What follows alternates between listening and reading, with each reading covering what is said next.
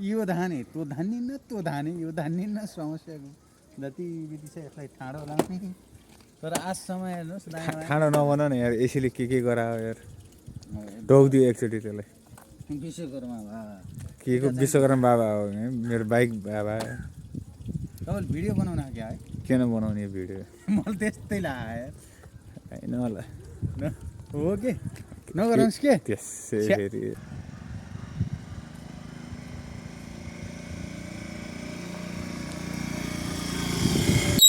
के भयो बाइक ठिक रहेछ ठिक रहेछ कतिमा बिक्री होला है बाइक हेर बिग्रिया छ कोही मान्छे भयो भने भन्नुहोस् न 125 सीसीको पल्सर ल्यायो अब यो समयको अनुसार चाहिँ भएन उतै दाम भएन किन्न सकेन अब अहिले पैसा त छैन अहिले दाम छ बाइक छैन दाम पनि छैन अब यो डाँडा काँडा हिँड्नुपर्छ यसले अलिक कम तान्छ कि अब मान्छेले गोराकले चाहिँ भएन तिमीलाई कम तान्ने तिमीले फाल्ल्या बाइक चाहिँ अरूले किन्ला नि त होइन भन्नाले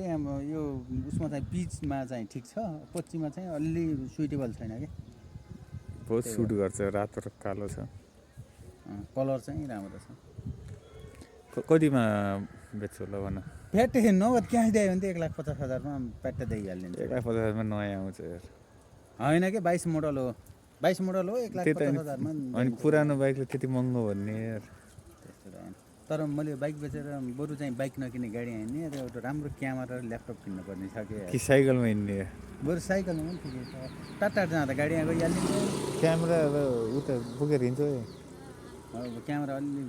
बिग्रिएको कि उयो लेन्स ठिक छैन त्यसको इन्सुरेन्स कति लाग्छ र 1.5 लाख लाग्छ र यार 20,000 मा आइहाल्छ किन 1.5 लाखमा बाइक बेच्नु त भएको सम्पत्ति तेलै पुऱ्याउन सकिन्न यसमा अरे तेल नखाने पनि कहाँ बाइक हुन्छ त तेलधरि खान लाऊ काम छैन गर्न सकिन्न अब महँगी त्यस्तो महँगी तेल गएर त्यहाँ भुँडीमा हाल्ने अनि बाइकमा नहाल्नु हुन्छ ज्यान यहाँ नहाले ज्यान धानिन्न त्यहाँ नहाले